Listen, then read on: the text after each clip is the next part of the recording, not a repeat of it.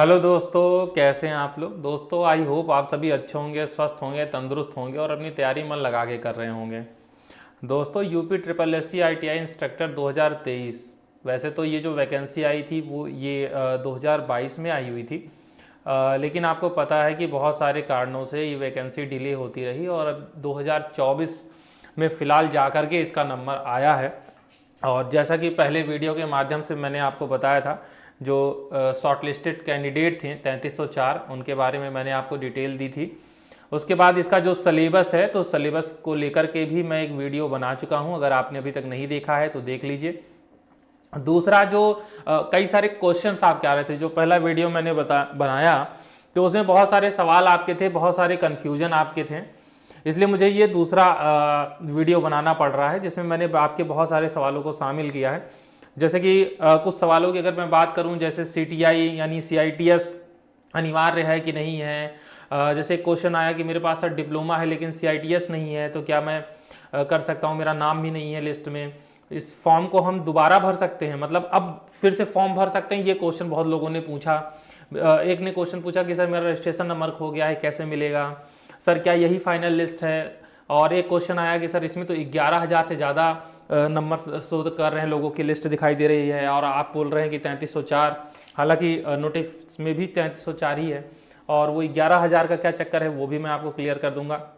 और कमेंट ऐसे आ रहे हैं कि लिस्ट में मेरा नाम नहीं है सर, लखनऊ चलें। तो ये सारी चीज़ें, और दूसरा इसके अलावा और भी बहुत सारे क्वेश्चन हैं। यहाँ पे मैंने कुछ इंपॉर्टेंट क्वेश्चन जो दिखे मुझे, मैंने यहाँ पे लगा दिया थंबनेल में। इसके अलावा जो सबसे और ज़्यादा क्वेश्चन मेरे पास आ रहे हैं वो आ रहे हैं कि एग्ज़ाम कब होगा, एग्ज़ाम ऑफलाइन होगा या ऑनलाइन होगा, रेगुलर क्लासेस कब से चलेंगी, PDF कंटेंट कहाँ मिलेगा। तो ये सारी चीज़ें जो आपका कन्फ्यूजन है, बहुत सारे कन्फ्यूजन है, तो इसको आज मैं क्लियर करने की कोशिश करूँगा, इसलिए इस वीडियो को लास्ट तक जरूर देखिएगा। उससे पहले एक हाथ जोड़ करके आपसे रिक्वेस्ट है कि आप लोग वीडियो को लाइक नहीं करते हैं। देखिए मैं आपसे कुछ नहीं मांग रहा हूँ, बस हाथ जोड़ करके एक ही चीज़ मांग रहा हूँ कि वीडियो को लाइक जरूर कर दीजिए, ठीक है ना।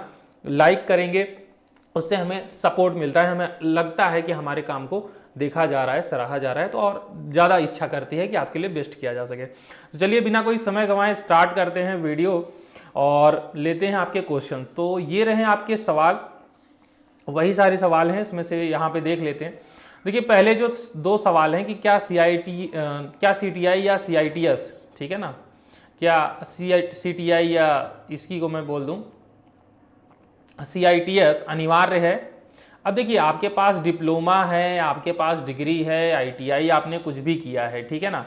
लेकिन अब इसका देखिए मैं जवाब आपको दे रहा हूं, मैं ऐसे नहीं दूंगा। मैं ये देखिए आपका जो नोटिफिकेशन है, नोटिफिकेशन का यहाँ पर मैंने एक स्क्रीनशॉट लगाया हुआ है, ठीक है।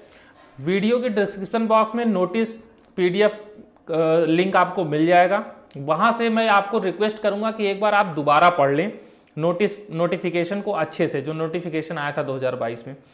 अगर आप नोटिफिकेशन अच्छे से पढ़ते हैं ना तो फिर कोई कन्फ्यूजन ही आपको नहीं होगी, लेकिन जब आप नोटिफिकेशन अच्छे से नहीं पढ़ते हैं तो कन्फ्यूजन होती है। देखिए जैसे मैंने यहाँ पे एक एग्जाम्पल लिया है फिटर का, इसके लिए टोटल 479 स्वीकृत पद उस समय थे। तो देखिए अब इसकी जो अर्हताएं हैं, जो एलिजिबिलिटी है वो क्या है, जरा देखिए ध्यान से। अब जैसे इसमें दिया हुआ है कि सुसंगत क्षेत्र में 1 वर्ष के अनुभव के साथ, ठीक है ना, 1 वर्ष के अनुभव के साथ AICTE UGC द्वारा मान्यता प्राप्त इंजीनियरिंग महाविद्यालय विश्वविद्यालय से व्यवसाय स्नातक यानी मैकेनिकल इंजीनियरिंग उपाधि का मतलब होता है डिग्री, यानी बीटेक वालों के लिए भी है, लेकिन 1 वर्ष का अनुभव मांग लिया है, ठीक है। ये अथवा और सुसंगत क्षेत्र में 2 वर्ष के अनुभव के साथ AICTE मान्यता प्राप्त प्रावधिक शिक्षा परिषद से मैकेनिकल इंजीनियरिंग में 3 वर्ष का डिप्लोमा। अब आप अथवा एडवांस डिप्लोमा, अगर आपके पास डिप्लोमा है, ठीक है, तो आपके पास 2 साल का अनुभव हो, ठीक है। इसके अलावा अगर ये नहीं है तो एक ऑप्शन और है आपके पास, एक सेकेंड जस्ट वेट, एक ऑप्शन है और है आपके पास। क्या है ऑप्शन, कि आपके पास सुसंगत क्षेत्र में 3 वर्ष का अनुभव हो और फिटर व्यवसाय में NTC या NAC उत्तीर्ण हो, यानी ITI की बात कर रहा है, 3 साल का अनुभव है, तो ये सारी चीज होनी चाहिए। इसके अलावा देखिए क्या है, अनिवार्य अर्हता। अब आप जब नोटिफिकेशन को उठाएंगे और दोबारा पढ़ेंगे तो आप देखेंगे कि हर ट्रेड के सामने, हर जो उसमें एलिजिबिलिटी दिया है, सब में आपको ये अनिवार्य अर्हता ऐसे दिखाई देगी, जिसमें ये लिखा रहेगा कि DGT के अधीन किसी पाठ भेद में सुसंगत राष्ट्रीय शिल्प अनुदेशक प्रमाण पत्र NCIC, जिसे आप CITS बोलिए, CTI बोलिए, ठीक है ना, तो ये सब में एक अनिवार्य अर्हता के रूप में मांगा गया है। मेरी बात मत मानिए, नोटिफिकेशन को दोबारा पढ़ लीजिए, वीडियो के डिस्क्रिप्शन बॉक्स में दिया हूं, सारी चीज क्लियर हो जाएगी, कोई आपको कंफ्यूज होने की जरूरत नहीं है। ठीक है दोस्तों, तो ये तो मैंने एक एग्जाम्पल लिया था। तो जो आपका ये सवाल है कि क्या ये अनिवार्य है, तो बिल्कुल ये अनिवार्य है, ये होना चाहिए। ठीक है, दूसरी बात क्या है कि बहुत सारे सवाल ऐसे भी आ रहे हैं कि सर मेरे पास CITS भी है, मैंने लगाया भी है, फिर भी मेरा नाम नहीं है। तो उसके लिए देखिए नोटिस में साफ साफ लिखा गया है, अगर आपको लगता है कि आपके सारे डॉक्यूमेंट्स सही थे, आप सारी एलिजिबिलिटी को, क्राइटेरिया को क्रॉस करते हैं, उन्हीं लोगों के लिए बोला गया है कि आप 15 जनवरी से पहले आयोग में आकर के अपने डॉक्यूमेंट के साथ संपर्क करिए। तो अगर आपके पास डॉक्यूमेंट्स हैं, आपके पास अनुभव, CITS जो भी मांगा है, सारी चीजें हैं, तो आप बिल्कुल उसको लेकर के 15 जनवरी तक जाइए। लेकिन जैसे देखिए इसमें एक ऑप्शन है ना, मैंने सबसे लास्ट में जो क्वेश्चन रखा है कि लिस्ट में मेरा नाम नहीं है, क्या लखनऊ चले? अब देखिए बात ये नहीं है कि आपका नाम है या नहीं है और लखनऊ जाएंगे तो आपका काम हो ही जाएगा। ठीक है ना, अगर आपका नाम नहीं है तो उसमें कुछ क्राइटेरिया होगा, आपके पास CITS नहीं है, जहां अनुभव मांगा है अनुभव नहीं है, या अन्य जो जरूरी चीजें हैं, ये हो सकता है। लेकिन अगर आपके पास वो सारी चीजें हैं फिर भी आपका नाम नहीं है, तो बिल्कुल आप 100% लखनऊ जाएं, कहीं कोई दिक्कत नहीं है। इसके अलावा कुछ लोगों को और आपत्ति है, जैसे एक क्वेश्चन आया कि जब हम जब फॉर्म आया था तो एक क्वेश्चन ऐसा आया कि हम डॉक्यूमेंट अपलोड नहीं कर पाए थे। ठीक है, जैसे देखिए यहाँ पे ये क्वेश्चन है कि सर मई फरवरी 2023 में डॉक्यूमेंट अपलोड नहीं कर पाए थे, क्या अब कर सकते हैं क्या? अब देखिए ये जो UPSSC है, ऐसा उम्मीद किया जा रहा था कि दोबारा पोर्टल खोला जाएगा और एक मौका दिया जाएगा, लेकिन UPSSC ने वो मौका दिया नहीं है। ठीक है ना, तो दोबारा वो मौका आपको नहीं दिया है, इसलिए अगर इसका ऑप्शन है कि सर क्या अब हम वहां पर जा करके डॉक्यूमेंट सबमिट कर सकते हैं, तो उसका जवाब है नो। बाकी आप देखिए जाना चाहें तो मैं मना नहीं कर रहा हूं, बिल्कुल आप जा सकते हैं, लेकिन नोटिस में ऐसा नहीं लिखा है कि जिन्होंने डॉक्यूमेंट नहीं दिया है वो आकर के डॉक्यूमेंट जमा करें। नोटिस किसके लिए है? जिसने फरवरी में अपना डॉक्यूमेंट अपलोड किया था, अपलोड करने के बाद उसमें देखा गया, विशेषज्ञों की टीम ने उसको जांचा परखा और उसके आधार पर उन लोगों को एलिजिबल पाया कि ये 3304 लोग एलिजिबल हैं, इनका ही हम एग्जाम करवाएंगे, और उसके बाद ऑप्शन दे दिया 15 जनवरी तक। अगर हो सकता है कि मान लीजिए किसी कारण से किसी का छूट गया हो, उसने डॉक्यूमेंट अपलोड किया, उसका डॉक्यूमेंट भी सही है, और जब टीम ने चेक किया तो कुछ गड़बड़ी हो गई, तो आप आइए क्लेम करिए, फिर से आपका चेक होगा। ये सारी चीज़ें हैं। तो देखिए मैं ऐसा नहीं कह रहा हूँ कि आप मत जाइए, लेकिन जो आपने क्वेश्चन पूछा वो मैंने आपको बता दिया। बाकी आप स्वतंत्र हैं, बिल्कुल जीवन में मौका हर बार नहीं मिलता है, आप ट्राई कर सकते हैं। कुछ लोग कमेंट में मैं देख रहा था, कुछ लोग ऐसा सिचुएशन क्रिएट करना चाह रहे हैं कि मिल करके चलें, आपत्ति लगाएं, वैकेंसी को फंसाएं। तो हाँ, मेरे देखिए यही राय है, हालांकि कुछ लोग गाली देंगे कि कंपटीशन बढ़ा रहा है। देखिए मेरा तो यही कहना है कि अगर आप जाना चाहते हैं, ट्राई करना चाहते हैं तो बिल्कुल करें, लेकिन इस मकसद से मत करिए कि वैकेंसी को आपत्ति लगा दें और वैकेंसी लटक जाए। हाँ, आप ये चाहते हैं कि मुझे भी मौका मिले तो आप अपनी बात जा कर के रख सकते हैं, लेकिन अकेले जाएंगे तो कोई काम नहीं बनेगा। कुछ लोग जाएंगे, अपनी बात रखेंगे तो जरूर। अब देखिए यहाँ पे क्या है कि क्या इस फॉर्म को अब हम भर सकते हैं? बिल्कुल नहीं भर सकते भाई, क्योंकि ये नई वैकेंसी नहीं है, ये पुरानी वैकेंसी है। पेट 2021 के आधार पे ये वैकेंसी आई थी, अब तक क्लियर हो जाना था, लेकिन किसी कारण से नहीं हो पाया है। ठीक है, तो जिन्होंने पेट 2021 दिया है केवल वही इसको भर सकते हैं। ठीक है, अब नहीं भर सकते, मतलब भर सकते थे, अब नहीं भर सकते, पुरानी वैकेंसी नहीं है। ठीक है, मेरा रजिस्ट्रेशन नंबर खो गया है सर, कैसे मिलेगा? देखिए आपका रजिस्ट्रेशन नंबर खो गया है, बहुत सिंपल है, मैं आपको बता देता हूँ कैसे मिलेगा। आप वेबसाइट पर जाएंगे, वेबसाइट पे यहाँ पे देखिए, जैसे ये देखिए रिजल्ट का ऑप्शन होता है, उसके बाद ये ऑप्शन होता है कैंडिडेट हेल्प। तो आपको कैंडिडेट हेल्प वाले ऑप्शन में क्लिक करना है। ठीक है, इसको मैं रेड से कर देता हूँ जिससे कि आपको अच्छे से दिखाई दे। एक सेकेंड, वेट अ मिनट,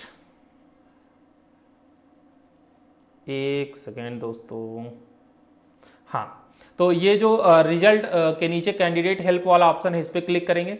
जैसे इस पर क्लिक करेंगे देखिए यहाँ पे कुछ इंटरफेस खुल करके आएंगे।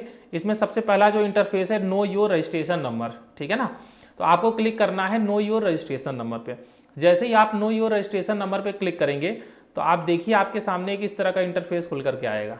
ये जहाँ पे आपको देखिए कैंडिडेट फुल नेम, यहाँ पे आपको अपना नाम लिखना है, father name, husband name, full name ये यहाँ पे देना है, ठीक है। अगर लड़के हैं तो फादर्स नेम, और अगर महिलाएं हैं तो अगर शादी हो गई है तो हस्बैंड नेम, ठीक है। डेट ऑफ बर्थ DOB आपको देनी है, और यहाँ पे कैप्चा कोड और सर्च करना है। तो जितने आपने फॉर्म UPSSC से भरे होंगे सारे रजिस्ट्रेशन नंबर वहाँ पे आ जाएंगे, प्लस वहाँ पे लिख भी जाएगा कि कौन सा फॉर्म का कौन सा रजिस्ट्रेशन नंबर है। तो इस तरीके से आप रजिस्ट्रेशन नंबर अच्छे से पा सकते हैं, ठीक है, इसमें कोई इशू नहीं है। अगर आता है इशू तो कमेंट बॉक्स में बताइएगा। उसके बाद देखिए और क्या क्वेश्चन है, ये सारे क्वेश्चन ले लिया मैंने। सर मैंने बीटेक किया है और पेट भी दिया था लेकिन CITS नहीं है, क्या मुझे लखनऊ जाना चाहिए? मेरे हिसाब से तो नहीं जाना चाहिए, बाकी आपका मन, जाना चाहते हैं तो बिल्कुल जा सकते हैं, लेकिन CITS अनिवार्य है तो नहीं जाना चाहिए क्योंकि ज़रूरी है।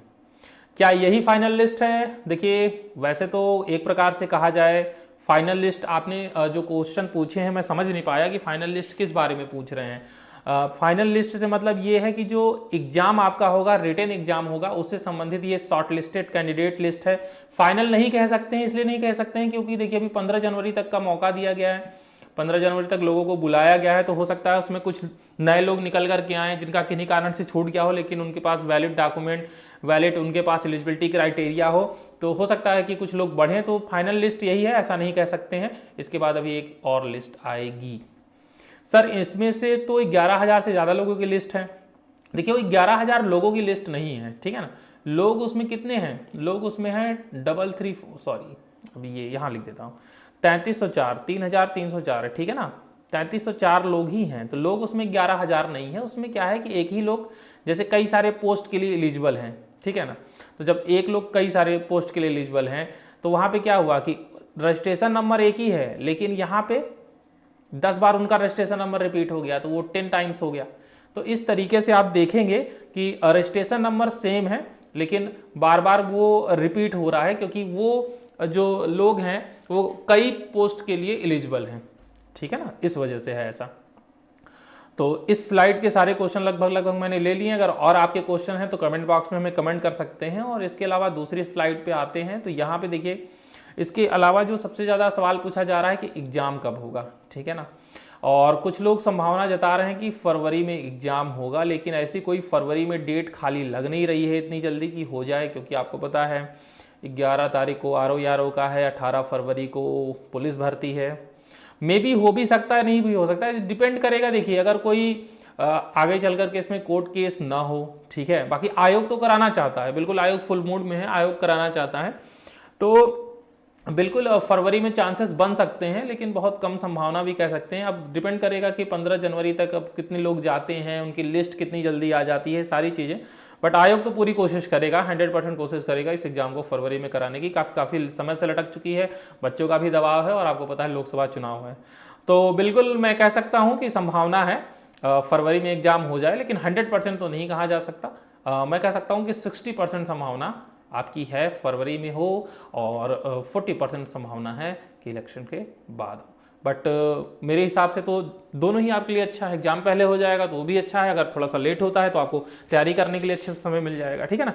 बाकी आने वाले 15 जनवरी के बाद, आई थिंक 15 से 20 जनवरी के बीच में ये चीज़ें क्लियर होंगी कि एग्जाम फरवरी में ही होगा या बाद में होगा, ये मैं आपको बता दे रहा हूँ, ठीक है। तो आप 10 दिन रुक जाइए, आज 8 तारीख है, आप रुक जाइए, एक हफ्ते और रुक जाइए, एक हफ्ते बाद तो क्लियर ही हो जाएगा। एग्जाम ऑफलाइन होगा या ऑनलाइन? देखिए एग्जाम जो होगा वो ऑफलाइन होगा, जैसा कि आपको पता है एग्जाम ऑफलाइन होगा, और OMR बेस्ड एग्जाम होगा, जैसे होता है OMR बेस्ड, ठीक है। इस तरीके से आपका एग्जाम होगा, ठीक है। और रेगुलर क्लासेस कब से चलेंगी और PDF कंटेंट कहाँ मिलेगा? देखिए 3 इडियट आपने मूवी देखा होगा, उसमें आमिर खान बोलता है कि ज्ञान जहाँ बटे वहाँ से ले लो, ठीक है।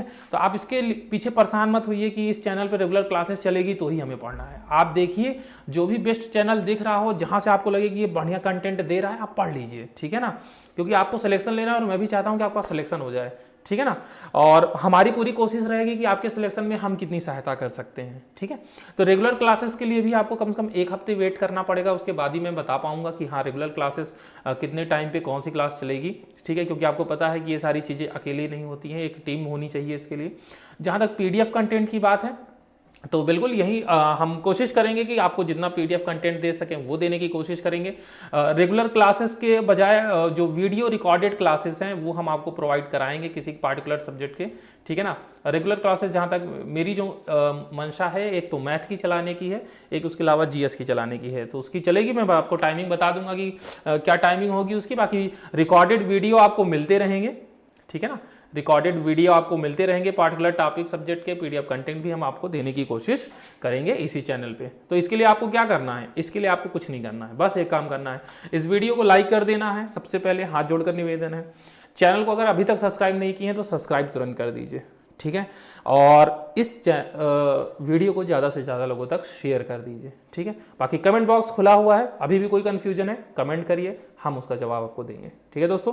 तो मिलते हैं अगले अपडेट में, तब तक के लिए धन्यवाद, नमस्कार।